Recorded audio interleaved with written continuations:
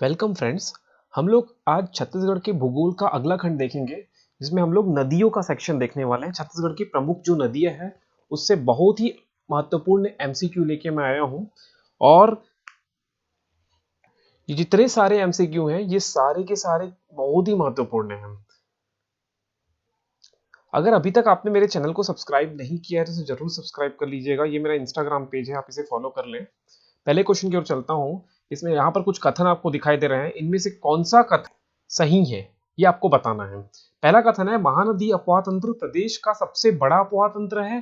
दूसरा कथन है यह प्रदेश के मैदानी भाग में विस्तृत है। और तीसरा कथन है महानदी छत्तीसगढ़ के 8 जिलों में बहती है। चलिए, तो आपको इनमें से कौन सा कथन सही है आपको बताना है। कथन ए सही है, कथन ए बी सही है, कथन तीनों सही है, या इनमें से कोई भी सही नहीं है। तो चलिए मैं बात करता हूं। इससे पहले मैं आपको कुछ बताऊं। जो हमारा नदी अपवाह तंत्र है ना, छत्तीसगढ़ का जो नदी अपवाह तंत्र है उसे हम मुख्य रूप से 5 अपवाह तंत्रों में विभाजित किया गया है। तो ये 5 अपवाह तंत्रों का मैं नाम आपको बता दूं। पहला है महानदी अपवाह तंत्र, महानदी अपवाह तंत्र। दूसरा है गोदावरी गोदावरी अपवाह तंत्र। अपवाह तंत्र ड्रेनेज सिस्टम बोलते हैं। अपवाह तंत्र का मतलब होता है ड्रेनेज सिस्टम। तीसरा है गंगा नदी अपवाह तंत्र। अपवाह तंत्र। चौथा है नर्मदा अपवाह तंत्र। नर्मदा अपवाह तंत्र। और पांचवा जो है वो है ब्राह्मणी अपवाह तंत्र। अब आप लोग थोड़ा परसेंटेज भी इनके आपको याद रखना है। देखिए, महानदी जो तंत्र है ना, इसका आपको परसेंट याद रखना है 56.11%। गोदावरी है 28.62%। गंगा नदी अपवाह तंत्र जो है वो 13.62%। नर्मदा अपवाह तंत्र 0.55 और ब्राह्मणी जो है 1 है। तो आप देखिए, छत्तीसगढ़ की सबसे बड़ी अपवाह तंत्र कौन सी है? महानदी, जो कि लगभग 56% पानी अपने साथ बहा के ले जाती है। ठीक है, तो याद रखिए 56%। तो सबसे बड़ी अपवाह तंत्र कौन सा हो जाएगा? महानदी। सो ऑप्शन में आपको दिख रहा है महानदी, तो ये कथन सही होगा। दूसरा कथन है यह प्रदेश के मैदानी भागों में विस्तृत है। याद रखिए ये सही है। ये जो महानदी अपवाह तंत्र है ना, ये छत्तीसगढ़ के मैदानी भागों में विस्तृत है। और तीसरा जो कथन है, सेकंड भी सही है। तीसरा कथन की ओर मैं आता हूं, महानदी छत्तीसगढ़ के 8 जिलों में बहती है। नहीं, 8 जिलों में नहीं, 9 जिलों में बहती है। कौन कौन से 9 जिले हैं? तो पहला है धमतरी, दूसरा है मतलब धमतरी के बाद वो कांकेर में बहती है, कांकेर से पुनः धमतरी जाती है, फिर इसके बाद बालोद, बालोद के बाद रायपुर, चौथा नंबर रायपुर, फिर पांचवें नंबर में गरियाबंद जिले में होकर बहती है। उसके बाद गरियाबंद से महासमुंद छठवें नंबर, सातवें नंबर में बलौदा बाजार, आठवें नंबर में जांजगीर चांपा और 9वें नंबर में रायगढ़। फिर रायगढ़ से उड़ीसा, फिर उड़ीसा के विभिन्न जिलों से बहते हुए बंगाल की खाड़ी में मिल जाती है। तो ये 8-9 जिले जो हैं, ये 9 जिले हैं। आपको सीक्वेंस में नाम भी याद रखना है। प्रश्न सीक्वेंस में जमाने के लिए आ सकता है कि महानदी कौन से जिले से बहते हुए तक छत्तीसगढ़ के विभिन्न जिलों में बहती है, उनका सीक्वेंस बताइए। तो पहला धमतरी, दूसरा कांकेर, तीसरा बालोद, चौथा रायपुर, पांचवा गरियाबंद, छठवां महासमुंद, सातवां बलौदाबाजार, आठवां जांजगीर चांपा और 9वां रायगढ़। मतलब छत्तीसगढ़ महानदी के 9 जिलों में बहती है। तो इसका जो आंसर हो जाएगा वो है ऑप्शन ए। मतलब कथन ए और कथन बी, मतलब ऑप्शन 2 इसका सही होगा। ठीक है, याद रखिएगा इतना। मतलब छत्तीसगढ़ में जो महानदी है वो सबसे बड़ी अपवाह तंत्र है, पहला याद रखिए। दूसरा, ये 56.11% जल संग्रहण क्षेत्र के अंतर्गत आता है। 56.11% क्षेत्र, इतना याद रख लेना। यह छत्तीसगढ़ की जीवन रेखा है, छत्तीसगढ़ की सबसे लंबी नदी है, छत्तीसगढ़ की गंगा कहा जाता है महानदी को। ठीक है, इतना याद रखिए। तो मैं महानदी का आपको उद्गम बताते हुए चलूं। महानदी का जो उद्गम है वो सिहावा पर्वत धमतरी। ये प्रश्न बनता है, सिहावा पर्वत धमतरी जिला। हमने देखा धमतरी से स्टार्ट होती है महानदी, है ना। धमतरी के बाद कांकेर, फिर बालोद, फिर रायपुर, फिर गरियाबंद, फिर महासमुंद, फिर महासमुंद के बाद बालोदा बाजार, बालोदा बाजार के बाद जांजगीर चांपा, जांजगीर चांपा के बाद रायगढ़, फिर रायगढ़ से उड़ीसा के विभिन्न जिलों से बहते हुए सीधा बे ऑफ बंगाल में, मतलब बंगाल की खाड़ी में जाके समा जाती है, याद रखिएगा। और इसके तहत इसके बाद मैं कुछ आपको महानदी के नामकरण बता दूं। प्राचीन नाम में इसे कनक नंदिनी के नाम से जाना जाता था, कनक नंदिनी ये नाम पूछा जाता है, एग्जाम में आया भी हुआ है, तो आप याद रखिए, ये प्रश्न बनता है। प्राचीन काल में महानदी का नाम कनक नंदिनी था। सतयुग में नीलोत्पला, सतयुग में नीलोत्पला, नीलोत्पला, नीलोत्पला, मैं सतयुग में नीलोत्पला, त्रेता युग में महानंदा, त्रेता युग में महानंदा, ये सब नाम प्रश्न बना हुआ है। जैसे कनक नंदिनी जो नाम है वो प्राचीन नाम है, सतयुग में नीलोत्पला, सतयुग में नीलोत्पला, त्रेता युग में महानंदा, द्वापर युग में चित्रोत्पला, चित्रोत्पला, ये सब प्रश्न बना हुआ है। चित्रोत्पला, चित्रोत्पला, ये कब है? द्वापर युग में, द्वापर युग में। और उसके बाद वर्तमान में भी हम क्या बोलते हैं? महानंदी, ठीक है। ये प्राचीन नाम है, प्राचीन नाम। ये सारे नाम प्रश्न में बने हुए हैं, आपको याद रखना है।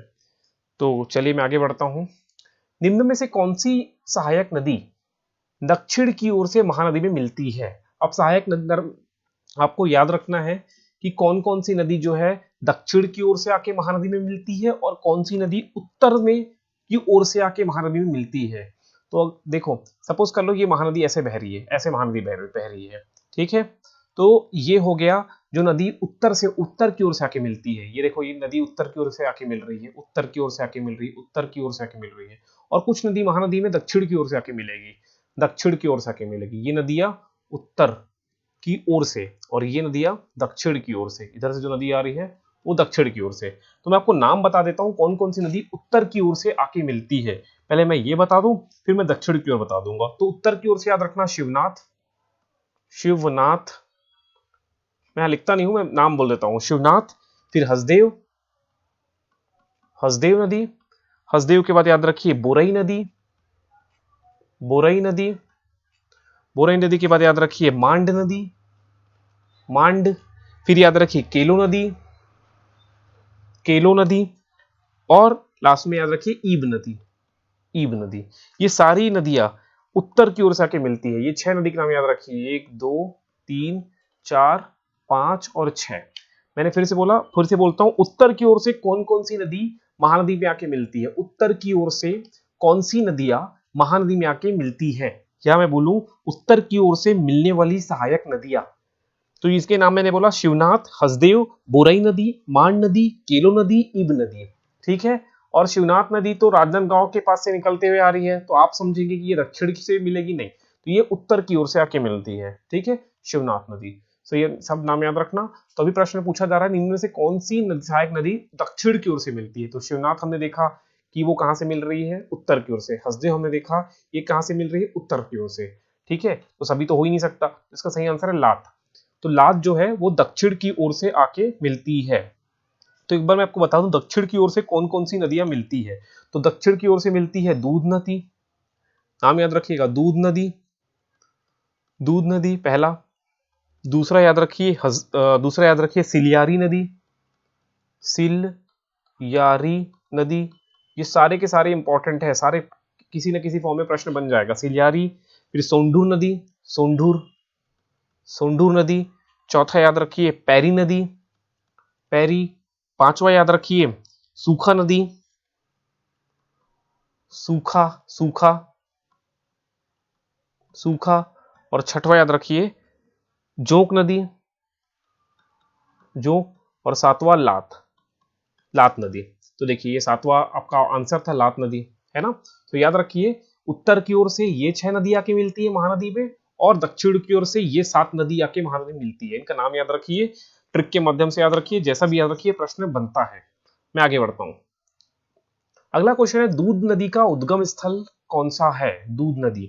तो दूध नदी के बारे में हमने देखा, ये नदी जो है महानदी की सहायक नदी है।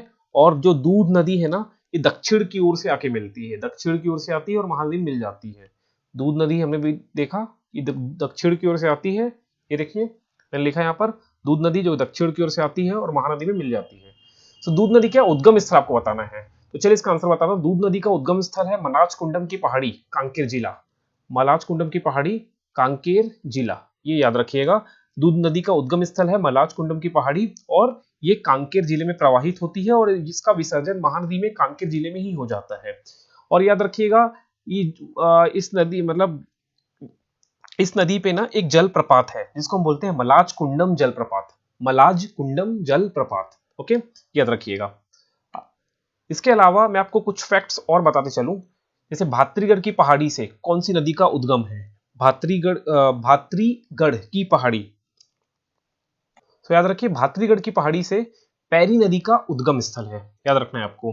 भातरीगढ़ की पहाड़ी से पैरी नदी जो कि गरियाबंद जिले से निकलती है और गरियाबंद जिले में ही प्रवाही इसका क्षेत्र है ना, याद रखना, गरियाबंद क्षेत्र। और इसी प्रकार रदन की पहाड़ी से लात नदी का उद्गम स्थल है और कैमूर की पहाड़ी से हसदेव नदी का उद्गम स्थल है। ये भी प्रश्न एग्जाम में बन सकता है, ओके, इसको भी आप साथ साथ याद रखिएगा। आगे बढ़ता हूं। राजी लोचन मंदिर स्थित है, ऑप्शन है पैरी नदी के तट पर, जोक नदी के तट पर, लात नदी के तट पर, इनमें से कोई नहीं। तो याद रखिए जो राजी लोचन का मंदिर है ना वो पैरी नदी के तट पर है। ठीक है, पैरी किसकी सहायक नदी है? तो ये महानदी की सहायक नदी है, ओके, इसे याद रखना। और पैरी नदी का एक सहायक नदी है वो है सोंढूर।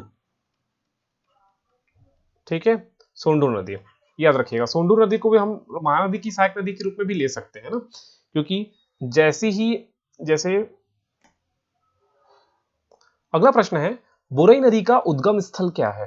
बोरई नदी का उद्गम स्थल, चल इसे आंसर अब देख लीजिए, ऑप्शन देख लीजिए, तो फिर इसका आंसर मैं आपको बता देता हूं।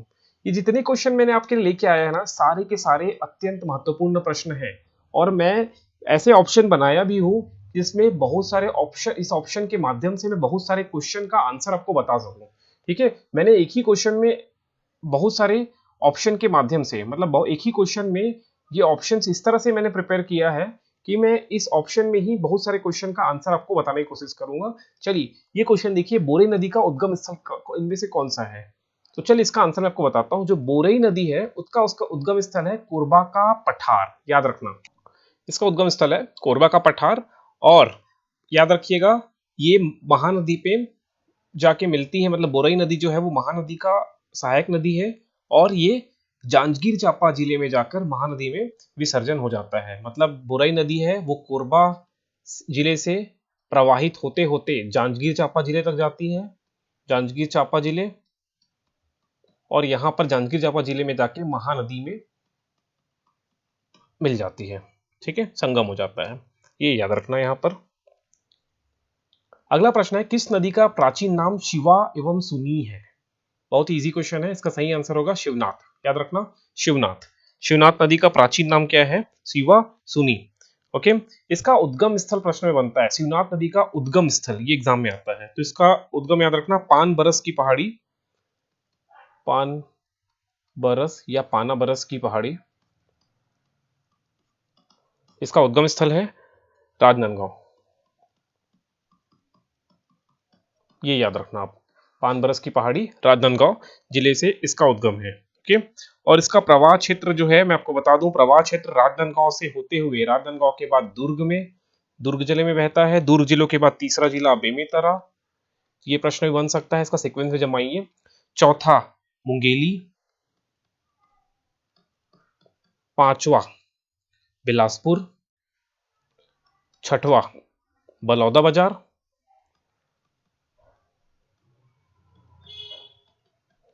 सातवां जांजगीर चांपा, ये याद रखिए। अगला प्रश्न है आमनी नदी का उद्गम कहां से हुआ है? आमनेर नदी, ऑप्शन आपके सामने है, चलिए इसका आंसर मुझे कमेंट के माध्यम से बताइए आप। तो चलिए इसका आंसर मैं बताता हूं, इसका उद्गम है मैकल श्रेणी, याद रखना मैकल श्रेणी में कबीरधाम जिले, कबीर धाम जिले, ठीक है, कबीरधाम, याद रखना कबीरधाम, कबीरधाम से ये मैकल श्रेणी से ये इस नदी का उद्गम स्थल है। प्रवाह क्षेत्र कबीरधाम, राजनांदगांव, बेमेतरा, दुर्ग, ठीक, याद रखना आमनेर। एक चीज याद रखना, खैरागढ़ में 3 नदियों का संगम है, आमनेर, मुस्का, पिपरिया। ये प्रश्न आया हुआ है। आमनेर प्लस मुस्का, मुस्का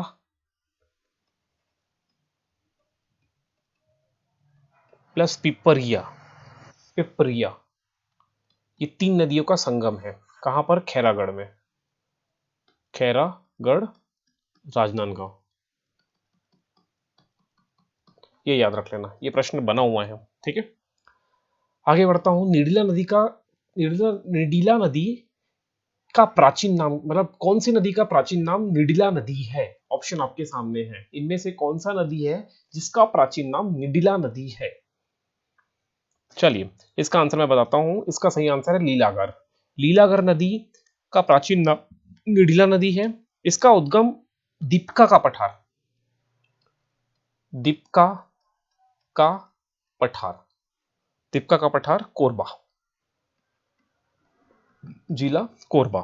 ठीक है, विसर्जन, ये शिवनाथ नदी की सहायक नदी है। ये भी प्रश्न बनता है, शिवनाथ की सहायक नदी है, शिवनाथ नदी की सहायक नदी है।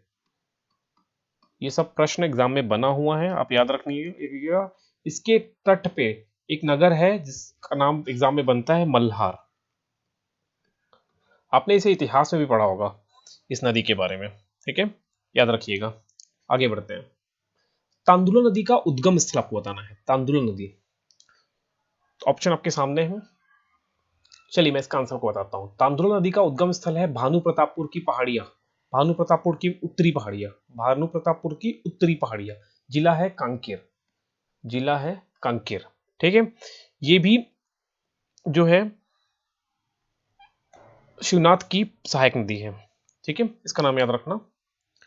और ये इसका प्रवाह क्षेत्र मैं बता दूं, कांकेर, बालोद, दुर्ग, कांकेर से बालोद और फिर दुर्ग, दुर्ग जिले में जाके ये शिवनाथ नदी से मिल जाती है ना। ये सब याद रख लेना। आगे बढ़ते हैं। अगला प्रश्न है, खारून नदी का उद्गम स्थल है। इनमें से कौन सा खारून नदी का उद्गम स्थल है? तो इसका आंसर आएगा पेटेचुआ की पहाड़ी, बालोद। मतलब ऑप्शन इसका 2 है। याद रखना, पेटेचुआ की पहाड़ी, बालोद। ये याद रखना, इसका विसर्जन जो होता है वो शिवनाथ नदी में होता है ना। और इसका प्रवाह क्षेत्र है बालोद, दुर्ग, रायपुर, बालोद से दुर्ग, दुर्ग से रायपुर। ये प्रश्न एग्जाम में बनता है। ठीक है, तटीय नगर अगर पूछूं, रायपुर कौन से नदी के किनारे बसा हुआ है? तो खारून नदी। याद रखना, रायपुर जो है वो खारून नदी के तट पे बसा हुआ है। ये प्रश्न एग्जाम में आता है। चलिए आगे बढ़ते हैं। सुरही नदी प्रवाहित होती है। इनमें से कौन से जिले में सुरही नदी प्रवाहित होती है? तो इसका आंसर है राजनांदगांव। याद रखिएगा, सुरही नदी राजनांदगांव जिले में प्रवाहित होती है। अगला प्रश्न है, इंद्रावती निम्न में से किस जिले में प्रवाहित होती है? मतलब जो इंद्रावती नदी है, बस्तर की जो जीवन रेखा है इंद्रावती, वो कौन कौन से जिलों में प्रवाहित होती है? ऑप्शन आपके सामने है। तो याद रखना, बस्तर जो है, इंद्रावती जो है वो बस्तर, दंतेवाड़ा, बीजापुर, इन तीनों जिलों में से प्रवाहित होती है। मतलब बस्तर से दंतेवाड़ा, फिर दंतेवाड़ा से बीजापुर, इस डायरेक्शन में बहती है। याद रखना, ये बहुत इंपॉर्टेंट प्रश्न है। छत्तीसगढ़, इसकी कुल लंबाई, इंद्रावती नदी की कुल लंबाई 308 किलोमीटर, इसे याद रखना। और छत्तीसगढ़ में इसकी लंबाई है 264 किलोमीटर। मैं इसका उद्गम आपको बता दूं, इसका उद्गम है मुंगेर पहाड़ी। ये प्रश्न बना है, मुंगेर पहाड़ी, मुंगेर पहाड़ी, मुंगेर पहाड़ी, कालाहांडी उड़ीसा, कालाहांडी उड़ीसा। ये याद रखना, मुंगेर पहाड़ी, कालाहांडी उड़ीसा। छत्तीसगढ़ में प्रभाव तो बता ही दिया मैंने, बस्तर, दंतेवाड़ा, बीजापुर। तटीय शहर, इसके इंद्रावती के तट पे कौन कौन से शहर है? तो आप एक नाम याद रखिए, जगदलपुर। जगदलपुर जो शहर है ना, वो इंद्रावती नदी के तट पे बसा हुआ है। इसके अलावा बारसूर का नाम याद रखना, जो दंतेवाड़ा में है, और भोपालपट्टनम। ठीक है, इतना याद रख लेना इसमें। परलकोट नदी है, इनमें से कौन सी नदी का एक और नाम क्या है? परलकोट नदी। ये एग्जाम में बना हुआ है। तो चल इसका आंसर को बता दूं, इसका आंसर है कोटरी नदी। कोटरी नदी का प्राचीन नाम क्या था? परलकोट, परलकोट नदी के नाम से इसे प्राचीन काल में जाना जाता था। इसका उद्गम मोहला तहसील राजनांदगांव से हुआ है। मोहला तहसील राजनांदगांव, मोहला तहसील राजनांदगांव याद रखिएगा। ये राजनांदगांव से होते हुए है ना इंद्रावती में मिलती है आके बीजापुर जिले में। ठीक है, याद रखना इसका प्रवाह क्षेत्र राजनांदगांव से कांकेर से बहते हुए ये महाराष्ट्र, ठीक है, महाराष्ट्र और छत्तीसगढ़ के बाउंड्री पे आके कौन सी नदी से, इंद्रावती नदी से मिल जाती है। ओके, ये याद रख लेना। और इसके बाद यहाँ पर आपको ऑप्शन में दिख रहा है नीब्रा नदी के बारे में, है ना, नीब्रा नदी दिख रहा है, ये भी इंद्रावती की सहायक नदी है। इसका अन्य नाम नेई भरत के नाम से इसे जाना जाता है। नेई भरत के नाम से जाना जाता है। इसका उद्गम है, नीब्रा नदी का उद्गम स्थल है नारायणपुर याद रखिएगा, नारायणपुर। इसका विसर्जन भैरमगढ़ के समीप इंद्रावती नदी में हो जाता है। आपको ऑप्शन में गुड्रा नदी दिख रहा है। सो गुड्रा नदी का उद्गम स्थल है अबूझमाड़ की पहाड़ी, नारायणपुर। अबूझमाड़ की पहाड़ी, लेकिन याद रखना अबूझमाड़ की पहाड़ी, ये प्रश्न बनता है। अबूझमाड़ की पहाड़ी, कभी कभी यही बन जाता है अबूझमाड़ की पहाड़ी कौन से जिले में स्थित है, तो नारायणपुर याद रखना। और अबूझमाड़ की पहाड़ी से गुड्रा नदी का उद्गम हुआ है। ठीक, उसके अलावा बोर्डिंग नदी आपको दिख रहा है। बोर्डिंग नदी जो है इसका उद्गम है कोंडागांव, ये याद रख लेना। मैंने सारी नदी का उद्गम स्थल आपको बता दिया। आगे देखिए, कोंडागांव नगर इनमें में से कौन से नदी के तट पे बसा है। सो कोंडागांव जो नदी शहर है ना या नगर है, वो निम्न में से कौन से नदी के तट पर बसा है। सो याद रखिए इसका आंसर होगा नारंगी नदी। ओके, नारंगी नदी। तो नारंगी नदी का उद्गम मैं आपको बता दूं माकड़ी की पहाड़ी, माकड़ी की पहाड़ी इसका उद्गम स्थल है कोंडागांव, माकड़ी की पहाड़ी कोंडागांव। ओके, ये याद रखना, ये बहुत इंपॉर्टेंट प्रश्न है। आगे बढ़ते हैं। बाघ नदी का उद्गम स्थल है। सो बाघ नदी का उद्गम स्थल है राजनांदगांव, याद रखना राजनांदगांव के कुलझारी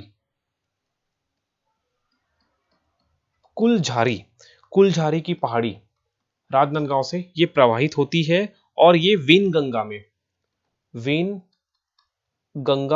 नदी में जाके मिल जाती है। ठीक है, वेनगंगा नदी कहां पर, महाराष्ट्र में। वेनगंगा नदी महाराष्ट्र में जाके ये नदी मिल जाती है।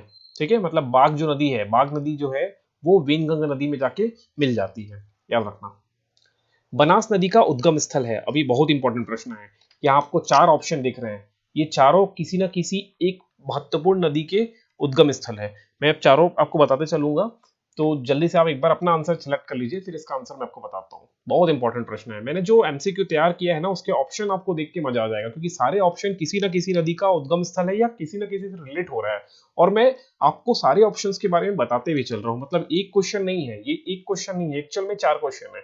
या देखिए ये ऑप्शन जो दिख रहे हैं ना 4, ये 4 के बारे में आपको इंफॉर्मेशन दूंगा अभी। तो ये एक क्वेश्चन नहीं है बल्कि ये 4 प्रश्न है। चलिए, बनास नदी का उद्गम स्थल, तो बनास नदी का उद्गम स्थल है मांझटोली की पहाड़ी, कुड़िया क्षेत्र, भरतपुर तहसील, कोरिया जिला। Okay, Korea. फिर सोनहट पठार से कोरिया, सोनहट की पहाड़ जो कि कोरिया डिस्ट्रिक्ट में स्थित है, या इसका विस्तार है, यहां से एक नदी निकलती है गोपद। ठीक है, गोपद नदी, इसका विसर्जन सोन नदी में हो जाएगा। जितनी नदी है, चारों नदी का विसर्जन ना आपको, मतलब ये चारों नदी के बारे में जो बताने वाला हूं, ये गंगा या गंगा अपवाह तंत्र के अंतर्गत हम पढ़ते हैं। ठीक, तो सोनहट नदी जो है, ये सोनहट जो पठार है जो कि कोरिया जिले में विस्तृत है, इससे एक नदी निकलती है जिसका नाम है गोपद नदी। याद रखना, सोनहट की पठार जो कि कोरिया डिस्ट्रिक्ट में है, इससे कौन सी नदी निकल रही है, गोपद नदी। इसके अलावा आप एक नाम और याद रखना, ये मैंने बताया सोनहट के पठार से गोपद नदी का उद्गम है, गोपद नदी। उसके बाद छुरी मतिरंगा की पहाड़ी से रिहंद नदी का उद्गम है, रिहंद नदी का उद्गम है। और बखोना चोटी बखोना चोटी पंडरा पाट बगीचा तहसील से निकलती है कन्हार नदी। कन्हार नदी ये कौन से जिले में? जशपुर जिले से इसका उद्गम है। ठीक है, ये जितने नदी मैंने आपको बताया, बनास नदी, गोपद नदी, रिहन नदी, कन्हार नदी, ये गंगा अपवाह तंत्र के अंतर्गत हम पढ़ते हैं। गंगा अपवाह तंत्र के अंतर्गत पढ़ते हैं। और ये सारे के सारे नदी जो है ये सोन नदी पे आके मिल जाती हैं। ठीक है, सोन नदी पे आके मिलते हैं। तो इतना आप यहां से याद रखिएगा। आगे बढ़ता हूं। ताड़ी एवं बंजर नदियां किस नदी अपवाह तंत्र का हिस्सा है? तो जो ताड़ी और एवं बंजर नदियां है ये जो है ना नर्मदा नदी अपवाह तंत्र का हिस्सा है। ठीक है, ये याद रखिएगा।